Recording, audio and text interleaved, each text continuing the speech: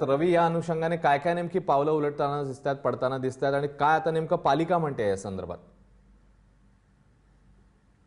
सबसे पहले मैं बता दूं कि मैं उस इलाके में मौजूद हूं जहां पर कपिल शर्मा का जो नया बंगला है, जहां पे ऑफिस बनना है, कंस्ट्रक्शन का काम चल रहा है। वहां पर मैं और हमारे जो संवाददाता है मयूर पारिक दोनों यहां पर हैं।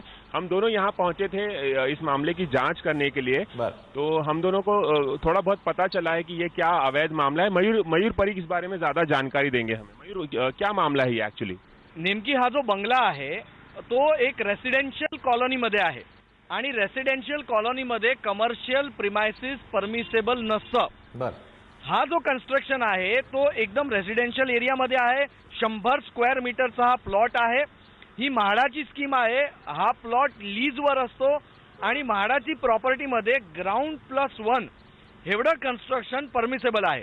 ज्यावेळेस मी या बंगल्याच्या आतमध्ये गेलो त्यावेळेस मला आढळलं की त्याचा मागच्या बाजूला जो भाग तुम्हाला कंपल्सरी खुला ठेवलं पाहिजे तिथे एक रूम बांधण्यात आलेली आहे। एवढंच नव्हे तर टेरेसवर त्यांनी एक रूम उभी केली होती, त्यावर त्यांनी एक रूफटॉप सुद्धा बांधला आहे आणि टेरेस जी असते ती ओपन टू स्काय असली पाहिजे असं न करता तिथे एक शेड ठेवण्यात आलेला आहे। आता जेव्हा वॉर्ड ऑफिसर मसूरकर आहे इथले, जेव्हा मी त्यांच्याशी बोललो तर त्यांनी सांगितलं की या पूर्ण विषयाच्या संदर्भात पालिका ऑफिसला काही वेळेस कंप्लेंट मिळालेली होती आणि म्हणून जुलै महिन्यात कपिल शर्मा यांना नोटीस बजावण्यात आली होती की जे काही बेकायदेशीर काम करण्यात आलेलं आहे त्याला त्यांनी स्वतःहून तोडावं। नेमकी कपिल शर्मा यांनी या नोटीसची कोणतेही प्रत्युत्तर न देता कोणतीही कारवाई केली नाही आणि म्हणून ऑगस्टमध्ये बीएमसी पालिकेचे तोडक विभागाचे कर्मचारी इथे आले आणि मागच्या बाजूला जेवढं बेकायदेशीर कन्स्ट्रक्शन आहे तिथला स्टीलिंग आणि बिल्डिंग जे दिवार आहे त्याला डिमॉलिश केली। पालिकाचं म्हणणं आहे की त्यांनी काही बेकायदेशीर केलं असेल तर त्याच्या विरोधात कायदेशीर कारवाई होणारच। आता मुळात मुद्दा असा आहे की कुणी त्यांच्याकडून 5 लाख रुपयाची लाच मागितली आणि इल्लीगल काम लीगल करण्यासाठी कशा प्रकारे कोणती कारवाई होत आहे तो आता महत्त्वपूर्ण मुद्दा ठरेल। देवेंद्र फडणवीस ने भी ट्वीट किया है और कहा है, सीधी जानकारी मांगी है कपिल शर्मा से कि उस अधिकारी का नाम बताएं। तो अब ये इसने एक राजनीतिक रंग भी ले लिया है। शिवसेना भी शायद पता करने की कोशिश करे क्योंकि बीएमसी में वही है सत्तारूढ़ पार्टी। तो अब ये मामला कितना और बढ़ने वाला है? नेमकी या पूर्ण विषयाचं पॉलिटिकल एकदम स्वरूप आलं। त्याचं प्रमुख कारण म्हणजे असं की पंतप्रधान नरेंद्र मोदी यांना चक्क कंप्लेंट करण्यात आली कपिल शर्माकडनं आणि या पूर्ण विषयामध्ये त्यांनी नरेंद्र मोदी यांना कंप्लेंट केली आणि कपिल शर्मा एक मोठे कॉमेडियन आहे म्हणून मुख्यमंत्र्यांनी या पूर्ण विषयाची दाद सुद्धा दिली आणि म्हणून आज सकाळी संजय निरुपम यांनी एबीपी माझाशी बोलताना सांगितलं की कपिल शर्मा यांच्यावर जे कोणती कारवाई करण्यात आलेली आहे ती योग्य नाही। कपिल शर्मासारख्या अनेक कपिल शर्मा पूर्ण मुंबईमध्ये आहेत ज्यांच्याकडनं बेकायदेशीर हप्ता घेण्यात येतो। नेमकी काँग्रेस पार्टीने रिएक्शन दिलं, दुसऱ्या पक्षांनी रिएक्शन दिलं, मुख्यमंत्र्यांनी दिलं।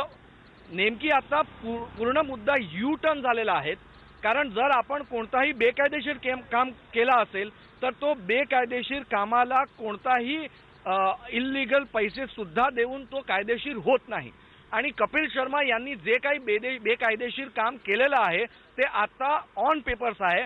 आता महत्त्वपूर्ण मुद्दा म्हणजे असा की के वेस्ट वॉर्डमध्ये म्हणजे अंधेरी पश्चिम वॉर्डमध्ये कोणता हा अधिकारी आहे जो 5 लाख रुपये घेतो आणि बेकायदेशीर कामाला कायदेशीर करून देतो। सीएम भी जानना चाहते हैं, फडणवीस ने भी यही ट्वीट किया। नेमके हाच आता मुद्दा आहे। काम जे केलं आहे ते बेकायदेशीर आहे एवढं मात्र नक्की।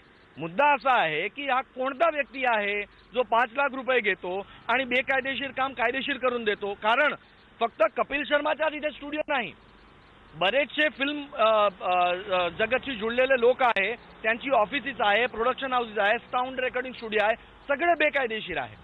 मग एवढे सारे बेकायदेशीर ते कशा प्रकारे बनले आणि जर एवढे सारे बेकायदेशीर आहे तर सगळेच न तोडता कपिल यांचा का तोडला आणि जर कपिलचा तोडला तर कपिलकडून 5 लाख रुपये बेकायदेशीर कायदेशीर करण्यासाठी कोण मागत आहेत? आता महत्त्वपूर्ण प्रश्न हा आहे। हमने यहाँ पर एक सोशल एक्टिविस्ट राजेश मुदगल से भी बात की थी, तो वो हमें समझाने की कोशिश कर रहे थे कि ये रहिवासी इलाका है और 90% जो यहाँ पे कंस्ट्रक्शन होता है वो बीएमसी के और म्हाडा के जो अधिकारी है उनकी मिली भगत से होता है। तो ये सिर्फ मामला कपिल शर्मा का ही नहीं है, यहाँ के ज्यादातर जो इलाका है, ज्यादातर लोग हैं वो यही करते हैं, लेन देन करके आपस में ये बात निपटा लेते हैं। होय, हे गोष्ट खरी आहे, कारण फक्त हीच कॉलनी नाही तर आरामनगर कॉलनी आहे ते तर पूर्णपणे बेकायदेशीर आहे।